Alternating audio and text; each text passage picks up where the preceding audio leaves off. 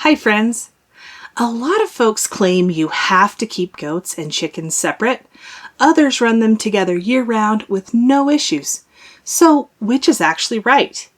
Today we're breaking down the real risks, the benefits, the newest research on coccidia, and the simple guidelines that make mixed housing work safely. And at the end, I'll share a teaser for next week's episode where we're talking all about coccidia, what it is, when it becomes deadly, and the management shifts that finally broke our yearly coccidiosis cycle. Let's get to it. Hey friends, welcome to the Get Goatwise podcast. Are you longing to raise goats and other animals for food but don't know where to start? Do you want to be more self-sufficient and less dependent on the grocery store? Do you wish you had a mentor to walk you through raising livestock? Hi, I'm Millie, animal scientist, cattle girl turned goat rancher, co-owner of Dry Creek Livestock, and simple living enthusiast. For 15 years, I've been on a mission to raise all of our own meat, eggs, and dairy. Here, we'll talk about raising goats and other homestead livestock, how to create sustainable animal management systems that actually work, and a bit of off-grid life with kids and livestock. If you're ready to take control of your food supply, raise livestock with confidence, and provide your family with the most nourishing meat, eggs, and dairy available, you're in the right place. Kick off your muck boots, pour a cup of coffee, and let's talk livestock. Hey friend, I'd love your help spreading the word about the Get Goatwise podcast. If this show has helped you, would you take a minute to leave a review? It really makes a difference, and it's easy. Just go to Get Goatwise on Apple Podcasts, scroll down to ratings and reviews, click on the purple words that say write a review, then give me some stars and tell me what you think. And as a thank you, I've got a free kidding due date chart waiting for you. Just head to getgoatwise.com/kidding-chart. It's on the honor system. You leave a review, grab your chart, and know that you're helping other goat owners find the show. Here's what's happening on the ranch this week. We finished up the night trap fence and then built a second one as well. The weather was holding, and it's something we will need for the new fence we plan to put in over the next year, so it's good to have that finished. Stacy and Sage did the second one in 5 days, and that was impressive. It's snowing right now as I record this, and we've got about 3 inches so far. The weather has been unseasonably warm this fall, so I don't know if this snow will stick around or melt, but it's well past time for snow around here. We're going to try to get some construction done next. Like every other farm, ranch, and homestead I know, we have a lot of unfinished projects, so we're hoping to take care of some of those things next. The young hens have full access to half of the barn for now. We've been letting them work through the bedding and manure from the goats, and they're doing exactly what chickens do best: scratching, loosening everything up, and hunting for bugs. It's honestly one of my favorite things about having chickens around goats. They do a lot of cleanup work for us, and the barn gets easier to clean every single day they're in there. And that leads perfectly into today's topic, because anytime someone sees chickens and goats together, the questions come flying in. Is that safe? Don't chickens give goats coccidia? Shouldn't those animals be separated? So today we're going to break down what's actually true, what's outdated, and how to set this up safely if you want the convenience of running both species in the same space.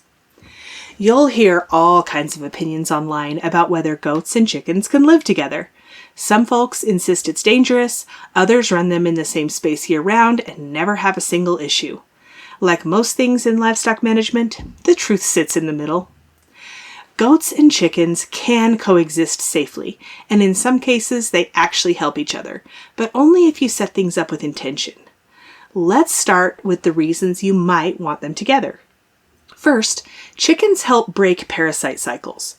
Chickens naturally scratch through manure, and in doing that, they break up the piles and spread them out. They'll also eat parasite larvae, and sometimes the eggs, before those larvae ever get a chance to climb up, forage, and reinfect goats. Does this eliminate parasites? No.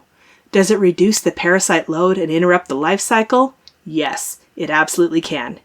It's a simple, natural tool that fits well in a low-input goat system. Second, chickens loosen packed bedding. Chickens do what chickens do. They scratch. If you've ever gone into a barn after a busy season and found a layer of packed manure that feels like concrete, you know how much work that is to break up. We utilize the chicken's natural instinct to scratch to help us clean the barn. After summer projects in the barn, we turn the chickens loose for a few weeks and they scratch everything up looking for bugs and bits of feed. They loosen the packed material so when it's time to clean, the work is 10 times easier. Now for the reasons to keep them separate. First, chicken feed can make goats very sick. This is the big one and it's non-negotiable. Goats cannot have access to chicken feed. The high starch content can cause acidosis or bloat, and it can kill a goat quickly. If you run the species together, your chicken feeding system must be goat-proof, elevated, inside a chicken-only access area, or restricted to the coop during morning and evening feedings. Whatever system you use, make sure goats can't reach it. Second, what about coccidia? You've probably heard the old claim that chickens give goats coccidiosis. That used to be widely repeated, but it doesn't hold up under current research. Here's the simplest way to say it. Chicken coccidia infect chickens only. Goat coccidia infect goats only. They are species-specific protozoa and they do not cross over. I'll leave it at that for this episode because next week we'll go deep into what coccidia actually is, how it functions, and why it can be deadly in young goats. But for now, know that the fear of chicken to goat coccidia transmission is outdated. When mixed housing works and when it doesn't. Mixed housing works well when you have enough space, goats cannot reach chicken feed, you keep bedding dry, chickens aren't roosting above goat feed or water, goats are not aggressive toward the chickens, and you're rotating ground or at least preventing constant moisture buildup. Mixed housing does not work when space is tight, feed is shared or unsecured, hygiene is poor, sick animals are kept together, and there's no way for either species to get away from the other. An important note here, even though coccidia is species specific, not everything else is. Some diseases, like cryptosporidium, can pass between species. If either your goats or chickens aren't doing well, separate them until you know what's going on and get a diagnosis before combining them again. Bottom line, here are the simple rules. If you want goats and chickens together, follow these 5 rules. 1. Make chicken feed completely goat-proof. 2. Provide enough space so goats and chickens can separate naturally. 3. Keep everything dry. Moisture is the enemy of good health. 4. Don't mix sick animals. 5. Watch personalities. A rogue goat that hates chickens can make this a bad setup quickly. If you follow those, mixed species housing can work very well and can even support your parasite management strategy.